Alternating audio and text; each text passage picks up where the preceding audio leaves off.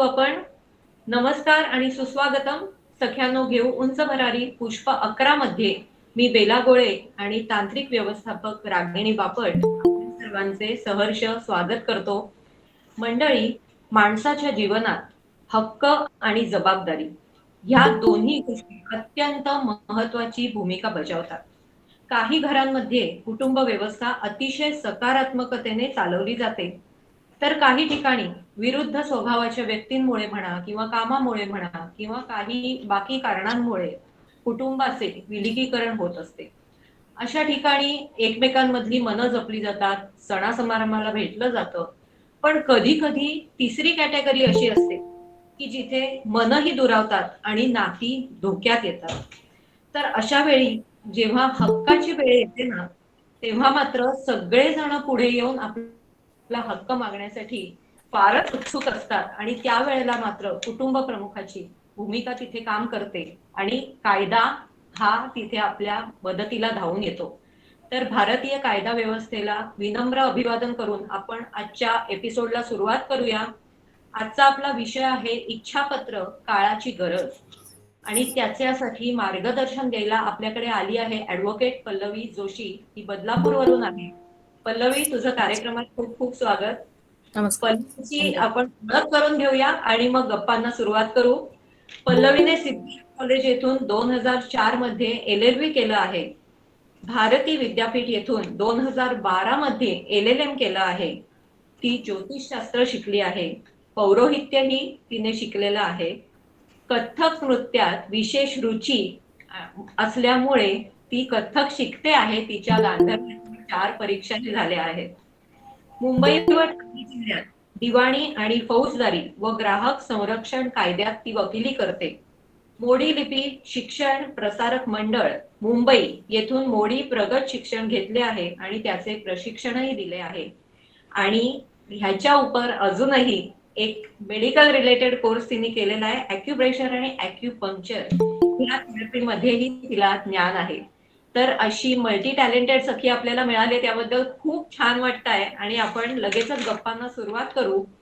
आपण कार्यक्रमाची सुरुवात ना एका गोष्टीने करूया. मी मध्ये वाचलं होतं की एका घरामध्ये आजी आजोबा होते. त्यांचे 3 मुलगे होते. त्यापैकी दोघंही मुलं आईबाबांजवळ राहायची, तिसरा मुलगा काही कारणाने दूर राहायचा. पण त्याच्या स्वभावानुसार तो मात्र सतत ह्या लोकांना मानसिक आणि भावनिक काहीतरी काहीतरी त्रास देत राहायचा. ह्याच मानसिक धक्क्याने वडिलांचं निधन झालं, म्हणजे आजोबांचं निधन झालं. आणि त्यानंतर 2 भाऊ आणि त्यांची आई असे सगळेजण घरात राहत होते. वडिलोपार्जित घर होतं. काकांच्या इन्व्हेस्टमेंट्स होत्या, आजोबांच्या इन्व्हेस्टमेंट होत्या, प्रॉपर्टी होती. त्याच्यामध्ये काका गेल्यामुळे आता पुढे काय हा प्रश्न निर्माण झालाच होता. तेवढ्यातच तिच्या तक्रारी आणि काही निधन झालं आणि 2ही मुलगे आणि ती अशी मुलं हवत होती. आवाज नाही कसा आहे. कृपया तुमचे ऑडिओ आणि व्हिडिओ आवाज नाही कसा आहे. सगळ्यांना केला कळकळीत ऑडिओ आणि व्हिडिओ हवे. मग हे दाबू नको, नाही तर व्हिडिओ दिसते. डिस्टर्बन्स होतोय. मावशींनी दाबलाय. मग हे करा ना, इयरफोन लावून बघा. हा, ब्लूटूथ आहे. प्लीज करा, मगच मी पुढचं बोलू शकतो. मनीषा आणि शैलजा का काहीतरी नाव दिसतंय, त्यांनी कृपया तुमचे ऑडिओ बंद केलेत तर बरं होईल. प्लीज. स्क्रीनच्या खाली ऑडिओ आणि व्हिडिओची साईन असते. Okay, thank you so much. तर काय झालं, तिसरा मुलगा हा मुळातच त्याची वृत्ती अशी होती येऊन तो येते चालू झाले प्रोग्राम. मागच्या वेळेला पण त्याच्या आधीच्या वेळेला पण असंच झालं. ती दिसत होती पण. भाऊ, तुमचा कॅमेरा म्यूट हे कराल का? ऑडिओ आणि व्हिडिओ बंद कराल. थँक्यू. तर आतापर्यंत आपण पोहोचलोय की आता 2 मुलं आणि तो तिसरा मुलगा जो घराबाहेर होता, ह्या तिघांपर्यंत आपण पोहोचलोय. तर तिसऱ्या मुलाने काय केलं, कोर्टात जाऊन आपल्या वडिलांवरचा अधिकार सिद्ध करून घेतला. घरामध्ये राहायला आला. त्या 2 भावांना प्रचंड त्रास द्यायला सुरुवात झाली, कारण जवळ आल्यामुळे त्याची तीव्रता वाढली होती आणि त्यानंतर त्या दोन्ही भावांना त्याचा प्रचंड मनस्ताप झाला आणि दोन्ही भाऊ घर सोडून गेले. म्हणजेच ह्याच्यातून आपण काय म्हणायचं, ह्यातनं एक दिसतं की ज्या मुलाने संपूर्ण घरादाराला त्रास दिला होता त्याच्याकडेच वडिलोपार्जित मिळकतीचा संपूर्ण ताबा आला होता. तर हे असं का घडलं आणि हे टाळता येऊ शकेल का, याचं उत्तर आपल्याला पल्लवी देणार आहे. तर पल्लवी, तुम्ही काय सांगाल? सगळ्यात पहिले म्हणजे ही वडिलोपार्जित मिळकत होती ज्याच्यात आपण विल केलेलं नव्हतं. विल जे म्हणतो आपण, आजचा विषय जो आपला विलचा आहे, ते केलेलं नसल्यामुळे ती प्रॉपर्टी हिंदू सक्सेशन ऍक्ट प्रमाणे सगळ्या मुलांमध्ये म्हणजे सगळ्या मुलांना समान अधिकार होते त्याच्यामध्ये. बरं. तर अशा वेळेला त्या एका मुलाचा अधिकार येतो असं नाही होत. बाकीची 2 मुलं सक्षम म्हणजे अक्षम म्हणजे ते प्रूव्ह करू शकली नाहीत म्हणून त्याला ती पूर्ण प्रॉपर्टी मिळाली. अदरवाईज सगळ्यांचा समान, चौघांचाही म्हणजे आई आणि 3 मुलं अशा चौघांचाही समान अधिकार त्याच्यात आहे. फक्त त्यांनी ते कोर्टात जाऊनच सिद्ध करायला लागतं. कारण कसं होतं, मला त्रास होतोय म्हणून मी सोडून दिलं असं जर केलं तर आपण नंतर अशी बोंब मारता कामा नये की हे मला मिळालं नाही म्हणून. आपण आपल्या हक्कासाठी पण लढलं पाहिजे. हक्क आणि कायदा एवढा सुंदर आहे खरं सांगायचं तर, पण त्या हक्कासाठी ती माहिती करून घेऊन त्याप्रमाणे प्रॉपर चॅनलने जर गेलो आपण तर आपल्याला नक्कीच आपले हक्क आणि अधिकार मिळतात. Okay okay. मग त्यासाठी कोणते पर्टिक्युलर वकील असतात का? म्हणजे हे कसं कळतं कोणत्या वकिलाला अप्रोच व्हायचं विल संदर्भात जर बोलायचं असेल? विल संदर्भात जर बोलायचं असेल तर असे काही पर्टिक्युलर वकील असे नाहीयेत. बरं. म्हणजे त्याच फील्डमध्ये प्रॅक्टिस करणं. कसं असतं, डॉक्युमेंटेशन म्हणून जे असतं म्हणजे फक्त ते डॉक्युमेंटेशन करतात, म्हणजे बरं. प्रिपरेशन करतात. अशा वकिलांकडे गेलं तर त्यांना ती फारशी माहिती असते. पण कसं होतं, त्यांच्याकडे फक्त डॉक्युमेंटेशन असल्यामुळे जर हे एखादं मृत्यूपत्र कोर्टात चॅलेंज झालं तर त्याचे काय परिणाम होतात ह्याचा अंदाज साधारणतः बहुतेक त्यांना नसतो, बहुतेक लोकांना. त्यामुळे प्रॅक्टिस करणाऱ्या वकिलाकडनंच केलेलं जास्त चांगलं असं माझं मत आहे. बरं बरं. जेणेकरून प्रॅक्टिस करत असलेल्या व्यक्तीला असं माहिती असतं की समजा मी हे मृत्यूपत्र केलंय आणि हे उद्या चॅलेंज झालं तर त्याच्यात काय लूपहोल्स असतील किंवा नसतील किंवा कसे टाळायचे हे त्या प्रॅक्टिस करणाऱ्या वकिलाला माहिती असतं. म्हणून त्याच्याकडनं केलेलं कधीही चांगलं. म्हणजे भविष्यात येणाऱ्या अडचणी तिथल्या तिथे आधीच रिझॉल्व्ह करून ते बिल पुढे प्रॉपरली. चॅलेंज होणारच नाही अशा पद्धतीने आपण करू शकतो. Very good good. आणि बिल हे साधारण कोणत्या वयात करावं किंवा कोणी करावं, काय तुमचं म्हणणं आहे या संदर्भात? विल करायला कुठलंही वय असत नाही, फक्त मेजॉरिटी पर्सन पाहिजे. बेसिक गोष्टी म्हणजे विल करण्यासाठी मी 3-4 गोष्टी ज्या आहेत ते तुम्हाला सांगते. बेसिक गोष्ट म्हणजे एक तर मेजॉरिटी पाहिजे, मेजॉरिटीचं वय पाहिजे, म्हणजे 18 वर्षाच्या पुढचं वय पाहिजे. विल जो करतो त्याची स्वकष्टार्जित मिळकत पाहिजे. बरं. प्रॉपर्टी अँसेस्ट्रल आलेली प्रॉपर्टी जर वाटणी झाली नसेल तर ती विल मध्ये दाखवता येत नाही. विल करताना माझी स्वकष्टार्जित मिळकत आहे हे दाखवणं गरजेचं असतं. शिवाय तो 18 वर्षाच्या वरचा पाहिजे. दुसरी गोष्ट म्हणजे तो कुठल्याही नशेत नसावा. कुठल्याही म्हणजे आता खूप नशा केली आणि त्यांनी विल करून ठेवलं तर ते ग्राह्य धरलं जात नाही, व्हॅलिड धरलं जात नाही. दुसरं म्हणजे बेड रिडन आहे माणूस, ज्याला पुढचं काही परिणामही कळत नाहीयेत, अशा व्यक्तीने विल केलेलंही व्हॅलिड धरत नाहीत. मग पुढचा प्रश्न असा येतो की मग मूक, बधीर आणि जे लोक आहेत आंधळे तर त्यांनी विल करू नये का?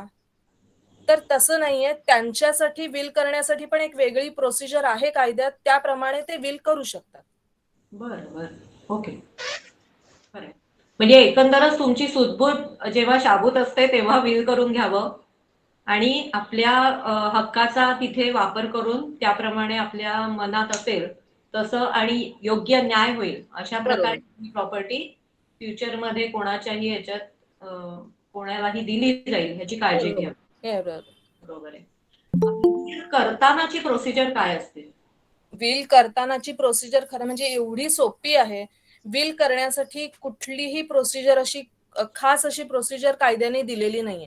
त्यात त्यांनी एवढंच सांगितलंय कायद्याने की तुम्ही जे लिहून ठेवाल, आता कोणीही स्वतःचं विल स्वतःच्या हस्ताक्षरात सुद्धा लिहून ठेवतं, तेही व्हॅलिड आहे कायद्याने. म्हणजे तुम्ही सगळं लिहून ठेवलं, फक्त त्याच्यात ना कुठेही अँबिग्युइटी म्हणजे 2 अर्थी शब्द असता कामा नयेत. म्हणजे स्पष्ट विल असावं. एखादी प्रॉपर्टीचं वर्णन स्पष्ट केलंय आणि ते कोणाला दिलंय हे स्पष्ट उल्लेख केलेला असावा, ही पहिली गोष्ट. दुसरी गोष्ट, विल करताना म्हणजे ते केलंय तर त्याची अटेस्टेशन करणारे 2 विटनेस लागतात त्याला. तर 2 विटनेस असणं गरजेचं आहे. त्या 2 विटनेस समोर त्या विल करणाऱ्या म्हणजे मृत्यूपत्र कर्त्यानी सही करायची असते आणि त्या मृत्यूपत्र कर्त्याच्या समोर त्या दोन्ही विटनेसनी सही करायची असते.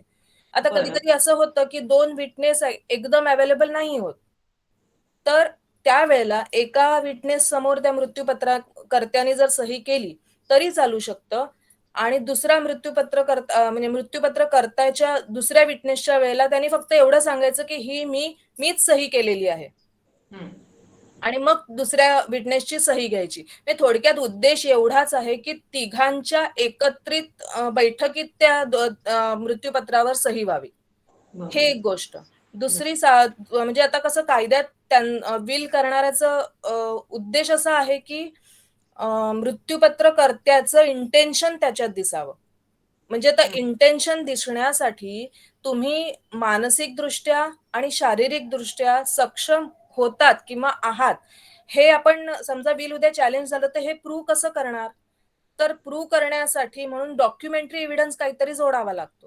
म्हणजे जोडलेला बरा. तो कुठेही कायद्यात असं कंपल्सरी दिलेला नाहीये की तो जोडायलाच हवा. पण डॉक्युमेंटरी एव्हिडन्स की मी सक्षम आहे विल करण्यासाठी, मी मानसिकदृष्ट्या सक्षम आहे, म्हणून डॉक्टरचं सर्टिफिकेट जोडलं जातं.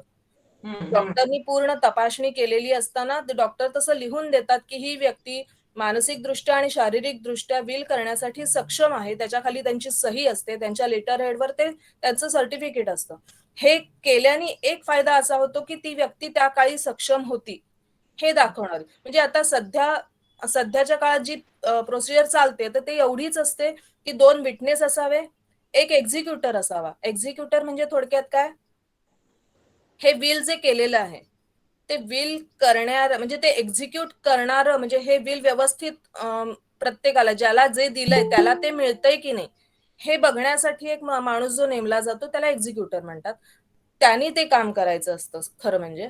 तर त्याचं एक नाव असावं आणि ह्या 3-4 गोष्टी जर केल्या म्हणजे तर बाकी काही त्या विलला म्हणजे कुठल्याही स्टॅम्प पेपरची गरज नाही, कुठल्याही रजिस्ट्रेशनची गरज नाही. विल तसंही व्हॅलिड आहे. आता उदाहरणार्थ कोर्ट म्हणजे ह्याच्या कायद्यात बघितलं तर एखादं डॉक्युमेंट केलं तर ते जर रजिस्टर्ड केलेलं नसेल तर त्या डॉक्युमेंटला काहीच अर्थ उरत नाही. पण विल हे एकच डॉक्युमेंट असं आहे की ज्याला रजिस्टर करायची कायद्याने गरज नाही.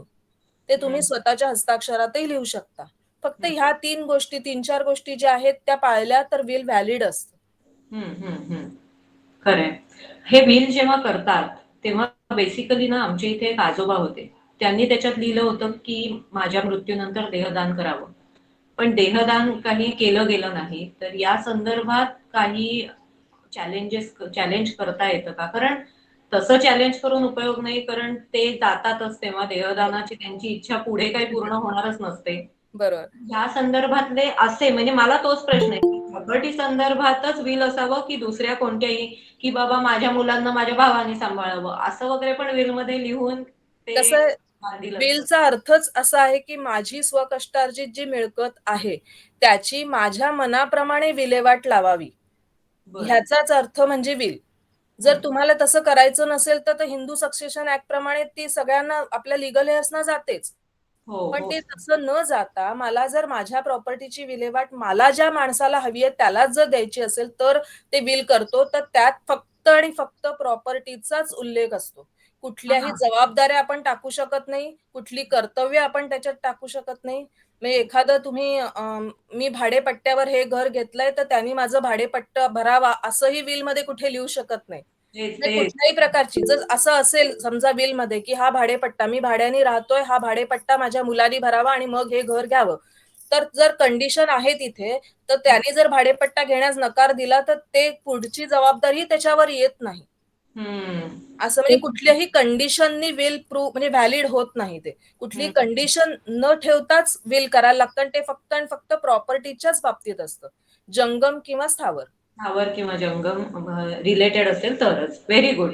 कारण बरेच लोक काही विल लिहितात ना की असं तसं, तर मग हा खूप महत्वाचा मुद्दा होता.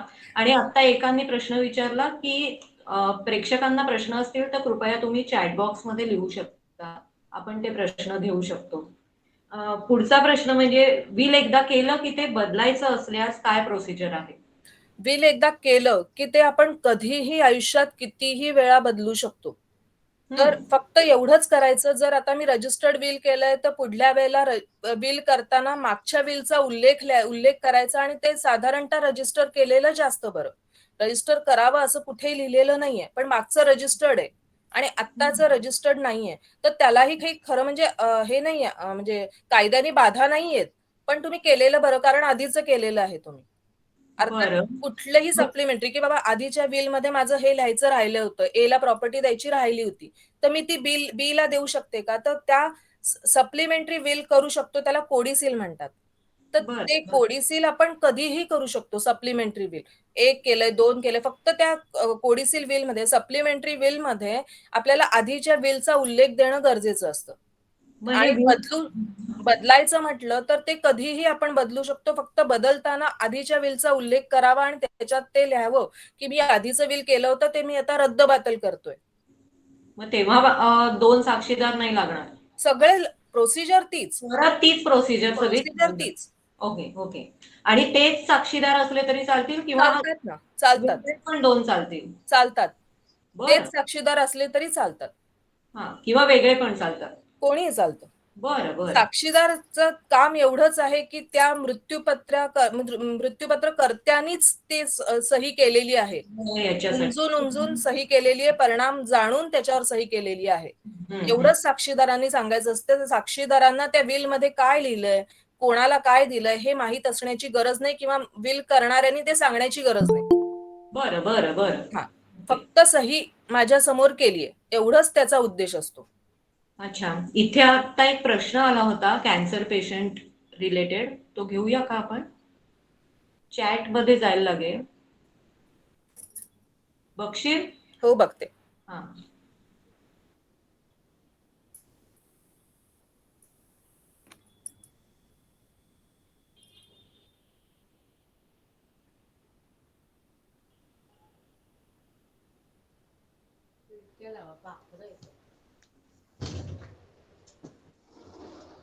Cancer patient single having a minor son, having no relatives are interested, how can friends help? म्हणजे यांना हे म्हणायचंय का, कॅन्सर पेशंट आहे, मायनर सन आहे आणि कुठल्याही प्रकारचे रिलेटिव्ह नाहीयेत, तर काय करावं असं म्हणायचंय का? आता कोणी प्रश्न विचारला त्यांनी बोललं तरी चालेल. हॅलो. हं. अच्छा, ॲक्च्युअली काय आहे, एक माझी फ्रेंड आहे, she is cancer patient, single mother आहे and her son is 7 year old and her म्हणजे भाऊ बहीण वगैरे आहेत, but they are not interested. So and she is not in the म्हणजे her cancer has metastasis to the brain. So how can we help her? Thank you. आता ह्या प्रश्नामध्ये कसं आहे, त्या बेड रिडन आहेत, त्या कुठल्याही गोष्टी समजून उमजून घेऊ शकत नाहीत. जर ते उद्या कोणी चॅलेंज केलं तर चॅलेंज होऊ शकतं, पण अशा वेळेला जर त्यांचा एकच मुलगा असेल तर त्यांची प्रॉपर्टी हिंदू सक्सेशन ऍक्ट प्रमाणे त्यांनाच आधी जाईल. त्यामुळे काही करायची गरजच नाहीये खरं सांगायचं तर. बरं. ओके. म्हणजे ऑटोमॅटिकली त्याच मुलाच्या ऑटोमॅटिकली तो मेजर झाल्यावर त्याच्याच नावाने ती प्रॉपर्टी होईल. विल करायची काहीच गरज नाही. पण जोवर तो मेजर होत नाही तोवर त्याला काही मिळणार नाही त्याच्यात. जोवर मायनर आहे तोवर नाही. म्हणजे इतरांची जबाबदारी की त्यांनी सांभाळावं वगैरे. हं, हं, हं. ओके. थँक्यू. नंतर विल साधारण कधी वाचलं जातं? आधी तू म्हणालीस विल रजिस्टर करावं. तर विल जेव्हा आपण बनवतो त्याच्यानंतर ते रजिस्टर एक पर्टिक्युलर टाइम फ्रेम मध्ये करावं लागतं का कसं आहे म्हणजे? नाही, असं काही नाहीये. विल कधी वाचावं ह्याला काही टाइम लिमिट नाहीये. ते हं, तुम्ही कधीही वाचू शकता. म्हणजे आणि कोणीही वाचू शकता. असं काही कायद्यात कुठे लिहिलेलं नाहीये की कोणी वाचावं, काय करावं, कोण लीगल हेअर्सनीच वाचावं, बाहेरच्या पर्सननी वाचू नये किंवा एक्झिक्युटरनीच वाचावं, असं कुठे काही लिहिलेलं नाहीये. ते कोणीही आणि कधीही वाचू शकतात. लगेच वाचलं तरी चालतं, वर्षभराने वाचलं तरी चालतं. ओके. फक्त जर विल असेल तर त्याप्रमाणे वागावं, बाकी काही नाही. हो विल म्हणजे थोडक्यात त्या माणसाची विश प्रॉपर्टी बद्दलची असते. हो हो हो. म्हणजे त्या विल प्रमाणे वागण्यासाठी जर नाही वागला समोरचा माणूस आणि दादागिरी करायला लागला तर त्याला चॅलेंज म्हणजे कोर्टामध्ये जाऊन त्याला न्याय कधी मिळतो? कसं आहे, एखादं विल केलंय आणि विलच्या आधारे विल जर दाखवलंच नाही एखाद्या व्यक्तीने आणि कोर्टात जाऊन जर त्यांनी दादागिरी केली आणि विल प्रमाणे जर त्याला काही नसेलच प्रॉपर्टीमध्ये हिस्सा, तर जे बेनिफिशियरी आहेत किंवा एक्झिक्युटर जो आहे त्यांनी कोर्टात केस दाखल करावी लागते की जेणेकरून माझे हक्क मला विल प्रमाणे अधिकार आहेत आणि त्याप्रमाणे मला हे अधिकार मिळावेत यासाठी. पण ते पूर्णपणे चॅलेंज करण्याची सिद्ध करण्याची जबाबदारी त्या बेनिफिशियरीचीच असते की हे विल करताना त्या विल कर्त्याची मानसिक आणि शारीरिक स्थिती उत्तम होती. म्हणजे थोडक्यात एवढंच प्रूव्ह करायला लागतं की विटनेस जे आहेत ते विटनेसना बोलवून घ्यायला लागतं की बाबा रे हे तुमच्याच समोर सह्या केल्या आहेत ना. आणि मग एकदा विटनेसची एव्हिडन्स झाला की ते विल प्रूव्ह होतं आणि मग ते बेनिफिशियरीला मिळतं. अच्छा जे म्हणजे कोणी असतील ते. नुसती म्हणजे दादागिरी करून उपयोग म्हणजे समजा लीगल हेअर्सना मला नाही द्यायचंय आणि हो. थर्ड पर्सनला मला द्यायचंय, तर तेही तुम्ही अप्लाय करू शकता विलच्या बेसिसवर. हे लीगल हेअर आहे म्हणून मलाच हिस्सा आहे असं त्याचं होत नाही. विल जर असेल त्यांचं तर त्या विलच्या बेसिसवर ते बेनिफिशियरी कधीही अप्लाय करू शकतात, दाद मागू शकतात कोर्टामध्ये. हा आणि त्याचा क्विक रिझल्ट मिळतो म्हणजे निकाल मिळतो. निकाल लागायला किती वेळ लागतो हा महत्वाचा प्रश्न आहे. वेळ सध्या तरी सांगू शकत नाही. पेंडेमिकमुळे 2 वर्ष कोर्टात काही झालेलं नाहीये. त्यामुळे हो. आता कुठे रुळावर येते गाडी. बरं बरं. कसं आहे, प्रत्येक वकिलांनी प्रामाणिकपणे काम केलं तर ते लवकर होऊ शकतं. अर्थात बऱ्याच गोष्टी त्याच्यात म्हणजे आहेत, अंतर्भूत आहेत, की जज पण त्यावेळेला पाहिजे. आपली केस आहे त्याच वेळेला जज नसतील, क्लार्क पण पाहिजे. हे सगळ्या गोष्टी कन्सिडर करता ते थोडा वेळ जातो त्याच्यात. नाही अशातला भाग आणि आहे. हे कारण ती प्रोसिजर आहे ती आहेच. लोकल कोर्टामध्ये जाऊन म्हणजे आता आमचं गोरेगावला आहे तर गोरेगाव कोर्टात जाऊन हे रजिस्टर करायचं म्हणजे कंप्लेंट नोंदवायची. हा म्हणजे आता कसं आहे सांगते, विल प्रोबेट करणं वेगळं, लेटर्स पेटंट करणं वेगळं आणि 3 मेट्रोपॉलिटन सिटीज आहेत. अच्छा. म्हणजे चेन्नई आणि कलकत्ता. या 3 मेट्रोपॉलिटन सिटीज मध्ये जर विल प्रोबेट करून घ्यायचं असेल तर ते फक्त आणि फक्त हायकोर्टातच होतं ओरिजिनल साईडला. बाकी बरं. सगळीकडे सिनियर डिव्हिजन त्या ज्युरिस्डिक्शनचा जो कोणी आहे त्याच्याकडे केलं जातं. सिनियर डिव्हिजन सिव्हिल जज सिनियर डिव्हिजन जो कोणी आहे त्याच्याकडे ते केलं जातं. असं ज्युरिस्डिक्शन प्रत्येकाचं आहे. म्हणजे प्रोबेट करणे याचा अर्थ काय? प्रोबेट करणे म्हणजे जे आपण विल लिहून ठेवलेलं आहे, लीगल डॉक्युमेंट जे आपण करून ठेवलंय विल म्हणजे, तर ते कोर्टाकडून सर्टिफाय करून घ्यायचं की विल मध्ये जे लिहिलेलं आहे तोच हा बेनिफिशियरी आहे. हे कोर्टाकडून सर्टिफाय करून घ्यायचं. त्यामुळे त्याला तो अधिकार मिळतो. विल मध्ये जी काही प्रॉपर्टी असते त्याप्रमाणे ती प्रॉपर्टी त्याच्या नावावर विलच्या आधारे त्याच्या नावावर मिळते त्याला. बरं बरं. एक legal certificate given by court म्हणजे थोडक्यात विल. म्हणजे म्हणजे प्रोबेट. Sorry probate. ओके. आणि विलचे किती प्रकार आहेत? विलचे बेसिक प्रकार 2 आहेत. प्रिव्हिलेज्ड विल आणि अनप्रिव्हिलेज्ड विल. बेसिकली सगळी सामान्य जनता आपल्यासारखी सगळी सामान्य जनता जे विल करते त्याला अनप्रिव्हिलेज्ड विल म्हणतात.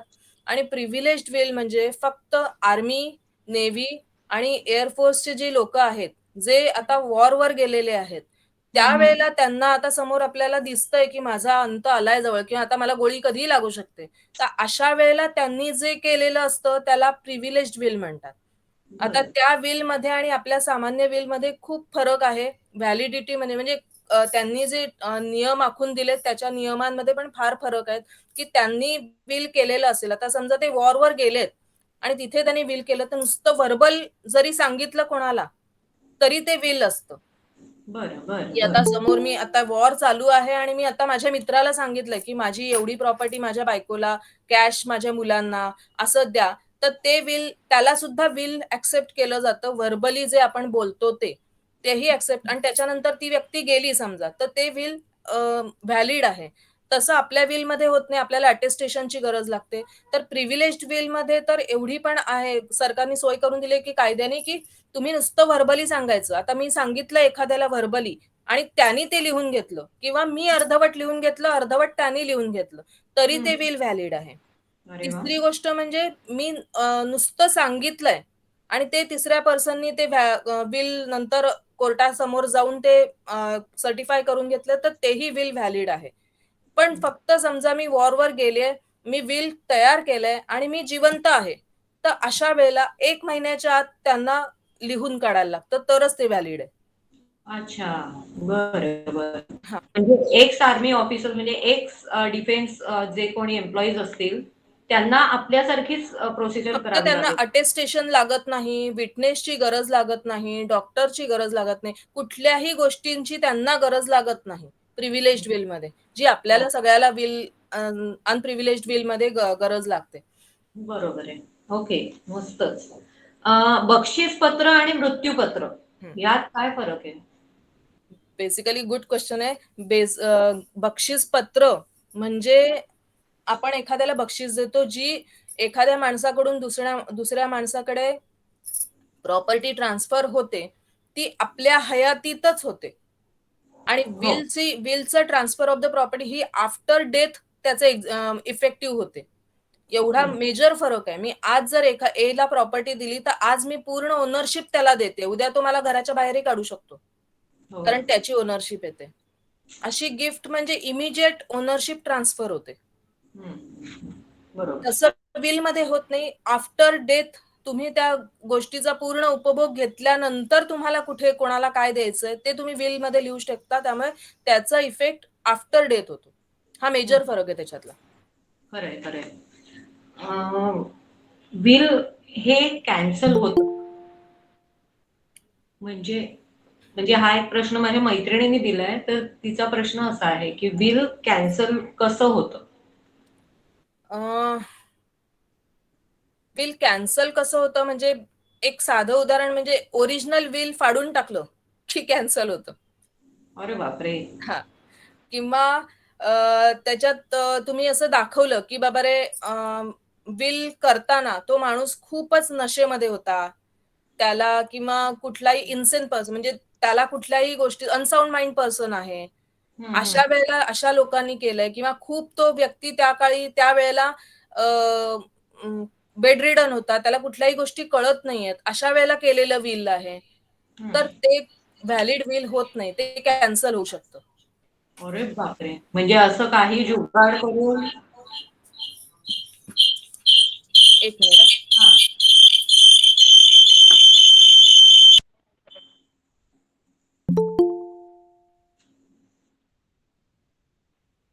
बोलो. हो. म्हणजे बेसिकली असं काही जुगाड करून कोणी कशी ती साक्ष म्हणतात ती चुकीची साक्ष देऊन वगैरे असे प्रकार तुमच्या ऐकण्यात आहेत का? म्हणजे आता खूप आहेत, तुम्हाला. खूप हो. आहेत.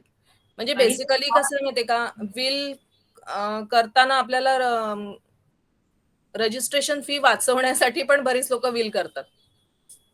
कारण विल करताना कुठल्याही स्टॅम्प ड्युटीची, रजिस्ट्रेशन फीची किंवा रजिस्ट्रेशन करण्याची पण गरज नाही.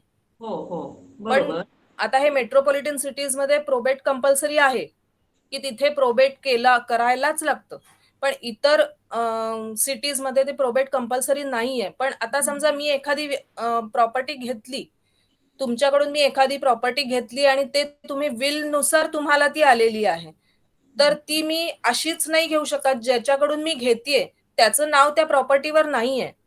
तर उद्या कोणी उठलं समजा आणि ही विलची, मी लिगल हेअर्स आहे आणि हे विल खोटं आहे असं जर कोर्टात चॅलेंज केलं, तर त्याच्यात खूप वेळ जातो आणि मी का सफर व्हायचं त्याच्यात. याच्यासाठी प्रोबेट करणं कधीही म्हणजे केलेलं कधीही बरं. अच्छा. म्हणजे अदर दॅन या 3 सिटीज प्रोबेट पॉसिबल आहे ना, जरी कंपल्सरी. पॉसिबल कुठेही आहे, म्हणजे ऑल ओव्हर इंडिया पॉसिबल आहे. हा. ओके. म्हणजे ते करून घेतलेलं कधीही चांगलं. कधीही चांगलं आपल्या सुरक्षिततेसाठी. बरोबर आहे. साधारण याची कोर्ट फी किती असते? सध्या तरी कसं आहे, 11,30,000 म्हणजे एवढी जर प्रॉपर्टी आपण घेणार असू, तर त्याची फी त्या लेयर्स प्रमाणे जाते. म्हणजे पहिल्या 2.5 लाखाला वेगळी, नंतर 5 लाखाला वेगळी, अशी काय काय त्यांची स्टेप्स आहेत, त्याप्रमाणे जाते. पण जर ती प्रॉपर्टी 11,30,000 पेक्षा जास्तीची असेल, तर सध्याची त्याची कोर्ट फी फ्लॅट 75,000 आहे. एवढी कोर्ट फी असते? हो. एक्झिक्युटिव्ह कारण बेसिक नियमच कायद्यामध्ये असा आहे, की ट्रान्सफर ऑफ प्रॉपर्टीमध्ये बेसिक नियमच असा आहे, की ₹100 जास्त इमूव्हेबल प्रॉपर्टी जेव्हा असते एखाद्याची, ती एखाद्या माणसाच्या नावाने दुसऱ्या माणसाच्या नावावर जर ट्रान्सफर करायची असेल, तर त्याला आयदर कोर्ट फी किंवा रजिस्ट्रेशन फी ही भरावीच लागते. आता रजिस्ट्रेशन फी आपण कधी भरतो? जेव्हा 2 व्यक्ती अवेलेबल आहेत. म्हणजे एखादी व्यक्ती विकते आणि दुसरी व्यक्ती घेते, किंवा एखादी व्यक्ती गिफ्ट करते आणि दुसरी, म्हणजे दोन्ही पार्टीज अवेलेबल आहेत, त्यावेळेला आपण रजिस्टर फी भरतो. आणि कोर्ट फी कधी भरतो? जेव्हा एकच व्यक्ती अवेलेबल आहे. त्यामुळे आपल्याला ती कोर्ट फी त्या रेंजमध्ये भरूनच आपल्या नावावर करून घ्यायला लागते. ही 75,000 सध्याची फी आहे. ती 3 लाखापर्यंत वाढण्याची शक्यता आहे. सध्या त्याला स्टे आहे. हो हो, पण खूपच मग ती प्रॉपर्टी 11 लाखापेक्षा तुमची करोडोत जरी असली ना, तरी त्याची व्हॅल्युएशन म्हणजे त्याची कोर्ट फी 75,000च आहे. अच्छा, म्हणजे मॅक्झिमम 75,000 आहे. मॅक्झिमम 75,000. बरोबर.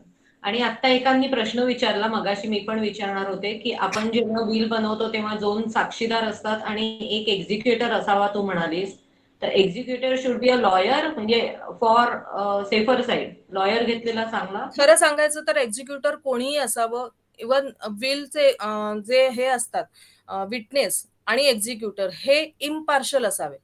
म्हणजे त्या फॅमिलीतले नसावे जास्त करून.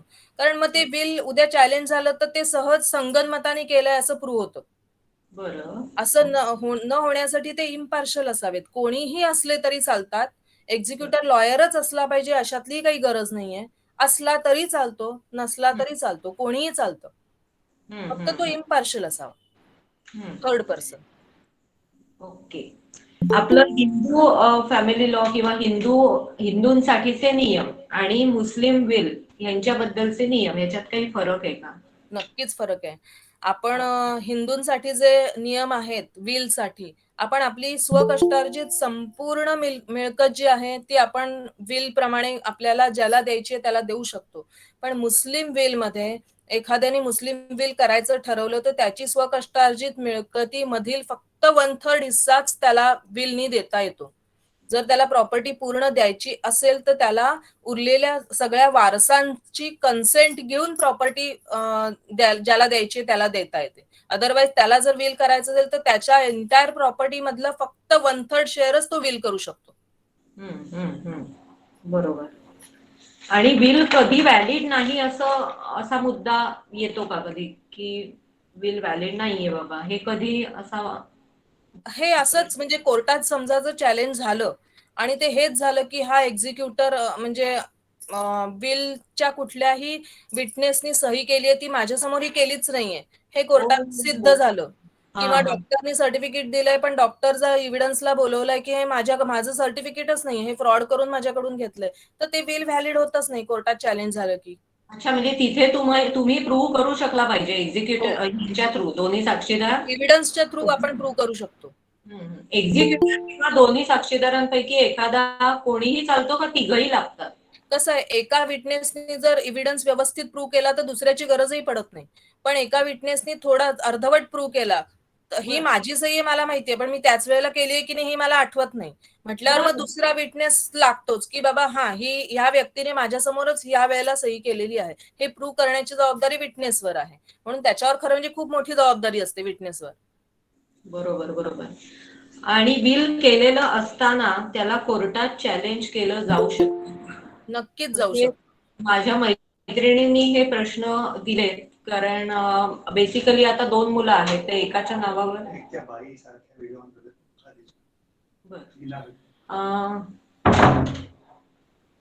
विनंती आहे की व्हिडिओ आणि ऑडिओ कृपया ऑफ ठेवा. धन्यवाद. तर बेसिकली एकाच्या नावावर गेलंय आणि दुसरा मुलगा आहे किंवा मूल आहे दुसरं, तर त्याला वाटू शकतं की मी चॅलेंज करू शकतो. तर ही गोष्ट म्हणजे बेसिकली त्याच्यामध्ये प्रॉपर्टी, कॅश, काइंड, लँड या गोष्टींचं भरपूरच असेल कोणाकडे, तर मग हे मनात येणं अगदी स्वाभाविक आहे. तर इन दॅट केस कसं असतं ही सगळी प्रोसिजर? विल कधीही चॅलेंज करू शकतो कोणीही, म्हणजे कोणी चॅलेंज करण्यापासून त्यांना आपण कधीही अडवू शकत नाही, कुठल्याच व्यक्तीला आपण अडवू शकत नाही. पण तो 2 मुलांपैकी एका मुलाने विल चॅलेंज करताना जर असा मुद्दा काढला की त्या मुलाला दिलंय आणि मला दिलं नाही म्हणून मी विल चॅलेंज करतो, तर ह्या आधारे तो चॅलेंज नाही करू शकत. बरं. तर चॅलेंज करताना त्यांनी हेच सगळं दाखवलं पाहिजे की जो विटनेस आहे किंवा त्यावेळेला ती विल करता जो आहे तो व्यवस्थित मानसिक आणि शारीरिक दृष्ट्या सक्षम नव्हता, हे दाखवून जर त्यांनी प्रूव्ह केलं तर तो करू शकतो, चॅलेंज करायला करू शकतो. पण हे कारण देऊन नाही करू शकत की बाबा रे माझ्या एकाच मुलाला दिलंय आणि म्हणजे एकाच भावाला दिलंय आणि मला दिलं नाही, ह्या कारणावर तो चॅलेंज नाही करू शकत. कारण बरं. विलचा अर्थच असा आहे की इंटेन्शन असणं गरजेचं आहे त्या विल करत्याचं. इथे पुढचा प्रश्न आहे, what are the child rights on parental hereditary wealth? Actually हा बेसिक प्रश्न हिंदू सक्सेशन ऍक्ट प्रमाणे आहे, जो आपला विषय नाहीये.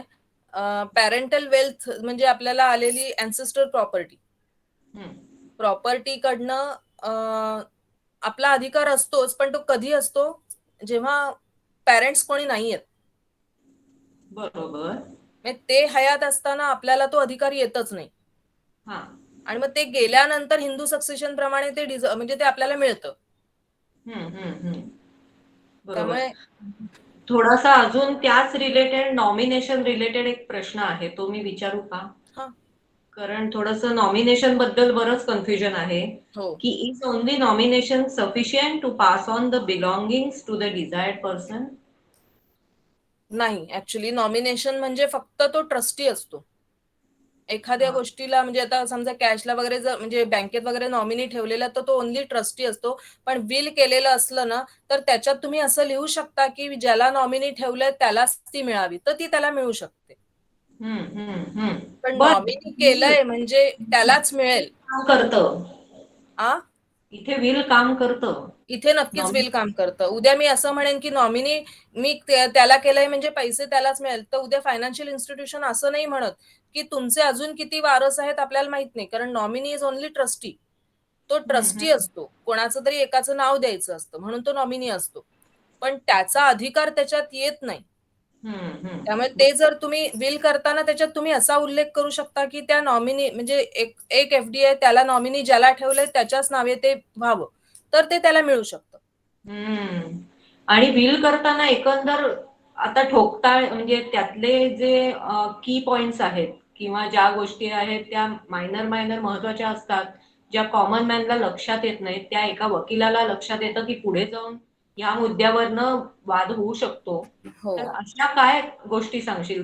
कारण मी एक गोष्ट ऐकली होती की हे घर मुलाला द्या, पण मग त्याच्या बाजूची विहीर किंवा खालची जमीन ह्याचा मुद्दा परत उभा राहिला. म्हणजे नक्कीच उभा राहतो तसा.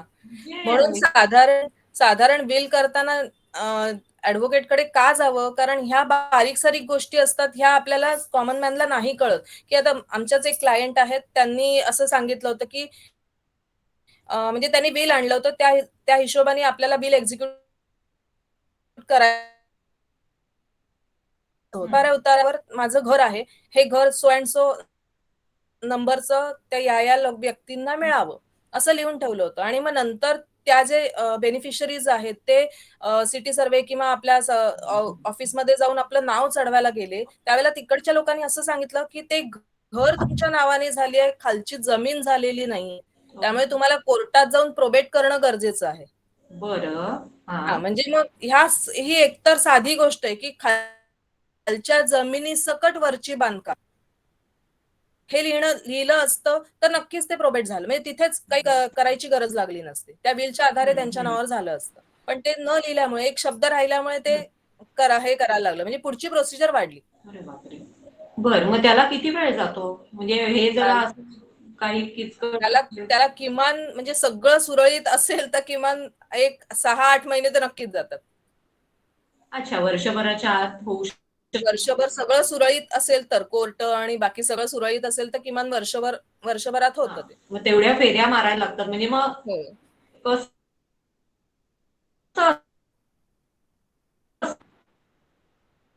नाही, ऍक्च्युली कसं ते प्रोबेट करणं झालं, म्हणजे विलच्या आधारे करायचं. म्हणजे प्रोबेटची प्रोसिजर अशी आहे, की आपण कोर्टात दाखल करायचं, की ह्या विलच्या आधारे मला प्रॉपर्टी मिळावी. त्यांनी जो अर्ज केलेला असतो, त्या अर्जानुसार कोर्टाकडून सायटेशन आणि पेपर नोटीसची ऑर्डर होते. सायटेशन म्हणजे काय, तर थोडक्यात त्या जमिनीवर, त्या जागेवर बेलीफ कोर्टातली माणसं जाऊन चेक करतात, की खरंच ही व्यक्ती मृत झालीये का?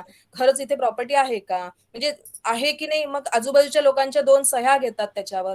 हे रिपोर्ट्स कोर्टात येतात. At the same time paper notice, म्हणजे ती जमीन ज्या ठिकाणी आहे त्याच्या आजूबाजूच्या लोकल न्यूजपेपरमध्ये आपल्याला एक न्यूज द्यावी लागते, की सदर व्यक्तीच्या नावाने जागा होती आणि त्या मृत्यूपत्राच्या आधारे यांना यांना मिळतीये.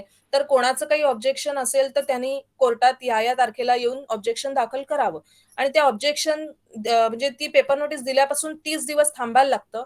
आणि त्याच्यानंतर कोर्टाची ऑर्डर होते, की आता कोणी ऑब्जेक्शन नाहीये म्हटल्यावर आपले जी ओरिजिनल डॉक्युमेंट्स असतात ती कोर्टात रजिस्टर म्हणजे दाखल करायला लागतात. दाखल केल्यानंतर मग आर्ग्युमेंट आणि नेक्स्ट डेटला ऑर्डर, अशी साधारण प्रोसिजर आहे. ह्या सगळ्या प्रोसिजरला किमान महिन्याची तारीख पडते, त्यामुळे वर्ष किमान जातं. बरं. ओके. ही साधी प्रोसिजर आहे कोर्टाची, प्रोबेटची किंवा सक्सेशन ऍक्ट म्हणा, खालच्या कोर्टांमधली. हायकोर्टातली नाही, फक्त खालच्या कोर्टांमधली. म्हणजे ही लोकल कोर्ट्स असतात. हा, लोकल म्हणजे त्या ज्युरिस्डिक्शन मधली. त्या ज्युरिस्डिक्शन. ओके. आणि तुला एकंदर अनुभव काही सांगायला आठवतील का, की असे 2 अनुभव की जे कान उघडणी करणारे आहेत? कारण मला जेवढं विचारायचं होतं माझं विचारून झालेलं आहे आणि एकंदर न्यायव्यवस्थेविषयी ज्ञान अजिबातच नाही. म्हणजे कारण म्हणतात ना, कोर्टाची पायरी कधी चढू नये सांगू म्हणजे. ऍक्च्युली कसं आहे, विल करताना आपण नवरा बायको दोघंही एकत्र विल करतो. बऱ्याच वेळेस लोक विचारायला येतात, की आमच्या दोघांचं काय, तर सगळं एकच तर आहे, तर आम्ही एकत्र विल केलं तर चालेल का? आणि त्यांना रजिस्टरही करायचं असतं. पण मग असं करताना नवऱ्याची जी प्रॉपर्टी आहे तीच प्रॉपर्टी तो नवरा विल मध्ये करतो. बायकोची जी प्रॉपर्टी आहे, आता नवरा बायकोचं जॉईंट घर असेल तर दोघं एकत्रित लिहू शकतात. पण नवऱ्याच्या नावावरचं घर बायको नाही लिहून ठेवू शकत, पहिली गोष्ट. दुसरी गोष्ट म्हणजे ते विल झालं बाबा, त्यांच्या त्यांच्या प्रॉपर्टीज त्यांनी त्यांनी लिहून ठेवल्या आणि ते रजिस्टर्ड केलं. आणि समजा त्याच्यात असं लिहून ठेवलं, की माझ्यानंतर 2 ब्लॉक आहे, त्यातला 1 ब्लॉक माझ्यानंतर माझ्या मुलाला मिळावा. आणि नवऱ्याने लिहून ठेवलं, की माझा ब्लॉक माझ्या मुलीला मिळावा. पण आणि हे रजिस्टर्ड केलंय. पण अशा वेळेला जेव्हा एकत्र जॉईंट विल असतं, त्यावेळेला दोघंही ज्यावेळेला जातात, तेव्हा ते विल एक्झिक्यूट होतं, म्हणजे इफेक्टिव्ह होतं. म्हणजे समजा आई गेलीये, वडील आहेत, पण वडील आहेत म्हटल्यावर ते विल ओपन नाही होऊ शकत, जोवर वडील आहेत. बरोबर. त्यामुळे जॉईंट विल कधी करू नये असं माझं मत आहे, की तुम्ही सेपरेट सगळ्यांचं विल करू नये. आईचं वेगळं, वडिलांचं वेगळं. कारण मग उगाच मुलं आता अनुभव असे आलेत, की मुलं मग वाट बघत बसतात, की दुसरी व्यक्ती कधी जाते. असं व्हायला नको. म्हणून मग मुद्दाम कळीचा मुद्दा हाच आहे, की तुमच्या दोघांची प्रॉपर्टी जरी सेम असली किंवा एकच असली, तरी ते तुम्ही दोघांनी जॉईंट विल न करता वेगळं वेगळं करा. ही एक गोष्ट आहे. आणि दुसरी गोष्ट म्हणजे मी विल करताना सगळ्यांना सजेस्ट हेच करेन, की लोक म्हणतात, की माझी मुलं काय सज्जनच आहे, ते मला नक्कीच सांभाळतील, काहीच प्रॉब्लेम येणार नाही, आता काहीच वाटत नाही. पण हे कधीही करू नये. आपल्या हयातीत आपण आपल्या जवळच ठेवावी, आपल्यानंतरच आपल्या मुलांना द्यावी. म्हणजे गिफ्ट डीड जो आहे प्रकार, तो इमिजिएट ओनरशिप होते, ज्याने खूप नंतर त्रास होतात, नुकसान होऊ शकतं. खूप बरोबर. नुकसान होतं. आणि बऱ्याच लोकांचं झालेलं पण आहे. असे अनुभव बरेच आलेत, की जेणेकरून मी आता देऊन बसलोय, पण आता ते मला परत नाही घेता येणार, कारण गिफ्ट रजिस्टर्ड करून बसलोय. त्यापेक्षा तुम्ही तुमच्या हयातीत करा, तुम्ही त्याचा उपभोग घ्या. आणि नंतर मुलांचं आहेच की, ते घेणारच आहेत, त्यांना देतोच आहोत आपण. दुसरी गोष्ट म्हणजे अशी करावी, की विल करताना साधारण नवरा बायको असतील, तर त्यांनी नवऱ्याची जी काही प्रॉपर्टी असेल, ती माझ्या मते तरी एंटायर प्रॉपर्टी बायकोच्या नावावर करावी. म्हणजे उद्या थोडीफार असं नाही, सगळेच करावी. किंवा मग त्याच्यात जी काय असेल ती बायकोच्या नावावर, आणि बायकोनी लिहिताना माझी जी काही प्रॉपर्टी आहे ती नवऱ्याच्या नावावर, असं लिहून ठेवलं की जास्त सोयीचं पडतं. म्हणजे मुलांनाही कसं तो म्हणजे आई वडिलांच्या सेफ्टीच्या दृष्टीने हे जास्त गरजेचं आहे. हो, हो. महत्वाचे पॉइंट आहेत खरंच. हा, आणि अजून म्हणजे आईचं जे म्हणजे मृत्यूपत्र जेव्हा आपण करतो, काय म्हणतात त्याला, मृत्यूपत्र करताना जेव्हा आपण काय आता एक पॉइंट होता माझ्या डोक्यात होता.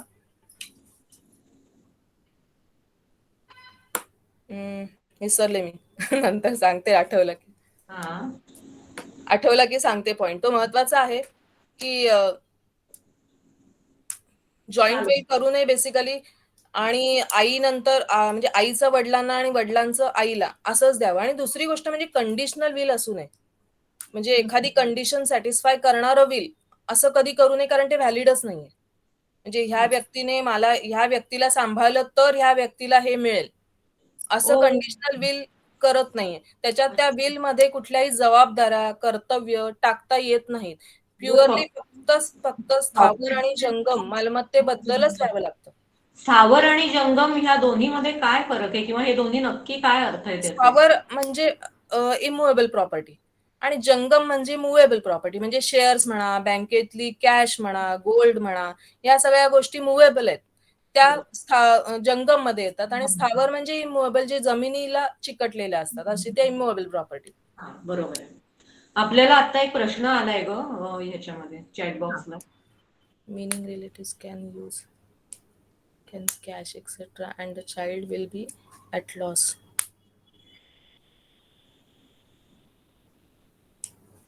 Relatives can use the cash etc. and the child will be at loss. म्हणजे मला कळलं नाही. ऐका, हिंदू सक्सेशन प्रमाणे तुम्ही म्हणालात की ते मायनरला प्रॉपर्टी मिळणारच. ते म्हणजे हे सिंगल मदरच्या त्याच केस बद्दल मी सांगते. पण आपण काही विल बिल तर करू शकत नाही, कारण she is not in a position to make that will. आता तिची जी कॅश आणि बाकी सगळे आहेत ते रिलेटिव्स, कारण बेसिकली रिलेटिव्स आता जे त्यांचे भाऊ बहीण आहेत ते काही त्यांच्या म्हणजे लक्षच देत नाहीयेत. आम्ही friends only we are trying to see that the child is not at loss of anything. So what can we do so that the relatives cannot use her movable properties आणि जे पण काय काइंड्स मध्ये आहे ते, असा माझा प्रश्न होता. त्याचा एवढंच, आता समजा मुवेबल म्हणजे कॅश असेल, कोर्टातली जी फायनान्शियल इन्स्ट्रुमेंट म्हणजे बँकेतली जी प्रॉपर्टी वगैरे असेल, कॅश असेल, काही एफडीज असतील वगैरे, जे काही असेल ना, तर तिथे तुम्ही स्पष्ट लिहून देऊ शकता की ह्या व्यक्तींना कुठलाही अधिकार नाहीये, हे ह्यांचे legal hairs so and so व्यक्ती आहे जी मायनर आहे, त्यामुळे ही कॅश कोणालाही देऊ नये, ही आपण ऍप्लिकेशन करू शकतो. म्हणजे त्या तुम्ही जर कोणी मायनर तर्फे जर करू शकणार आहात तर त्यांच्यातर्फे तुम्ही करू शकता आणि त्यांना मायनरची डिटेल्स वगैरे देऊन ठेवा. आणि त्यांना हेही सांगून ठेवू शकता की हे व्यक्ती घेऊ शकतायत, त्यांचे भाऊ बंध आहेत हे, आणि ते लोक घेऊ शकतात, तर त्यांना देऊ नये, आणि त्याची एक्नॉलेजमेंट तुमच्याकडे घेऊन ठेवा. पण हे म्हणजे नुसतं आपल्या साध्या पेपरवर आपण द्यायचं? Okay okay okay, thank you so much. अरे वा, खरंच छान माहिती दिलीस. आणि बेसिकली ह्या बेसिसवर सगळेजण आता, म्हणजे मी तर माझी विल करणार आहे, कारण कोणत्याही वयाला करून ठेवणं अगं माणसाचा म्हणजे आणि विल नसतो असं म्हणतात. हा, काय म्हणते? विल म्हणजे कोणत्याही वयात करू शकतो आपण, असं काय. मेजर लोकांनी आणि 40+45+ करायला हरकत नाही असं मला एकंदर जाणवलं तुझ्याशी बोलल्यावर. आणि त्या व्हीलची किती आता 90 पर्यंत माणूस जगतो, तर ते व्हील साधारण घेऊन एक्झिक्युटर कडे ठेवावं का कुठे ठेवलेलं? असं काही नाहीये, कोणाकडेही असलं तरी चालू शकतं. असं काही तिथे नियम नाहीये की कोणाकडेच ठेवावं. तुम्हाला जिथे सेफ वाटतंय अशा ठिकाणी तुम्ही ठेवू शकता.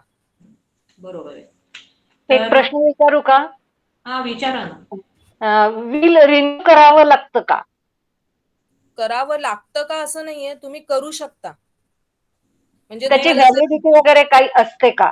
नाही नाही, कधीच नसते व्हॅलिडिटी, त्याला नसते. एकदा तुम्ही केलं विल. फक्त कसं आहे माहितीये का, विल करताना जी आता ज्या प्रॉपर्टीचा उल्लेख करतो आपण, आता समजा माझ्या बँकेतली कॅश सो अँड सो आहे, विल करतानाची जी कॅश आहे, पण मी त्याच्यानंतर जवळजवळ 40 वर्ष जगले, तर ती कॅश तेवढीच राहणार नाहीये त्याच्यात. त्यामुळे मग विल करताना ती काळजी घेतली पाहिजे की सध्या आज रोजी ही अस्तित्वात असलेली कॅश आहे आणि त्याची मी विल करते. उद्या समजा त्या अकाउंट मध्ये काहीच नसेल तर तसंही लिहावं लागतं की आज रोजी माझी विल मध्ये जी कॅश प्रॉपर्टी आहे ती एवढी आहे, जंगम मालमत्ता एवढी आहे, पण माझ्या आजारपणात किंवा माझ्या उपजीविकेसाठी मी जर ती वापरली ती तेवढी राहीलच अशातला भाग नाही. आणि ती नंतर खर्च झाली तर जी शिल्लक राहील किंवा आपण एवढीच प्रॉपर्टी घेऊ अशातलाही भाग नाही, एखादी नवीन प्रॉपर्टी पण आपण विकत घेऊ शकतो. त्यावेळेला त्याचाही उल्लेख करणं गरजेचं असतं. ह्या छोट्या छोट्या गोष्टी असतात, पण म्हणूनच ह्या लॉयरकडे गेलेल्या बऱ्या असतात की जेणेकरून ते तुम्हाला सगळं सांगतात की आजच प्रॉपर्टी समजा एक घर घेतलंय, उद्या आपण 30 वर्ष अजून जगलो, आपण 2 घरं अजून घेतली, पण त्या विल मध्ये उल्लेख नाहीये, तर ते कोणाला जाणार, असं होतं ते. त्यामुळे मग ते सगळा उल्लेख विल कधीही तुम्ही करून ठेवू शकता, त्याची व्हॅलिडिटी काही नाहीये. मग त्याच्यामध्ये तुम्ही आता विल करून ठेवलंय आणि मी प्रॉपर्टी घेतली आता तुम्ही म्हटल्याप्रमाणे, मग त्या विल मध्ये ते ऍड करता येतं का? हो ना, मग सप्लिमेंटरी विल प्रमाणे तुम्ही नवीन एक विल करायचं, त्याच्यात असं लिहायचं की मागे असं विल मी या तारखेला केलेलं होतं, पण त्याच्यात हे करायचं, लिहून ठेवायचं राहिलं होतं, किंवा ही प्रॉपर्टी आता घेतल्यामुळे मी आता सप्लिमेंटरी विल करते. अच्छा. तेव्हा परत 2 साक्षीदार आणि सगळं प्रोसिजर सगळी सेम असते. बरोबर. ओके. तर पल्लवी, वेळात वेळ काढून तू आलीस आणि अतिशय महत्वाचे मुद्दे सगळ्यांना सांगितलेले आहेस. म्हणजे हे सोशल वर्कच केलेलं आहेस तू, त्यासाठी तुला धन्यवाद सगळ्यात आधी. कारण माझं ते माझं आणि दुसऱ्याचं तेही माझं, अशी वृत्तीची माणसं आपल्या आजूबाजूला असतात, आपल्याला ओळखता येत नाहीत, पण नंतर जाऊन मग पश्चाताप होण्याची वेळ येते. आणि बेसिकली काय होतं, दुर्दैवाने मृत्यूपत्राचा विषय काढला की बरेच लोक बेचैन होतात, कारण त्याचा संबंध थेट मरणाशी असतो. पण खरं तसं नाहीये, हे आजच्या आपल्या ह्याच्यातनं संभाषणातून जाणवलंय. तर खरं पाहता मृत्यूपत्र करणे हे वारसदाराच्या पण हिताचं असतं आणि आपल्याही मनात जे असेल ते आपण त्याच्या थ्रू सॅटिस्फाय करतो. म्हणजे आपली इच्छा पूर्ण होण्यासाठी इच्छापत्र किंवा मृत्यूपत्र हे खूप महत्वाचं डॉक्युमेंट आहे. तर खरंच आजचा हा विषयही सगळ्या जणांना, सगळ्याच लोकांचा मला एक हे आलं होतं की चांगला विषय आहे, बरीच माहिती मिळणार आहे. त्याप्रमाणे आमचं समाधान झालंय. तर आजचा कार्यक्रम आपण इथेच थांबूया. पल्लवीचे पुन्हा आभार, सर्व प्रेक्षकांचे आभार. तर पुन्हा भेटू पुढच्या पुष्पामध्ये.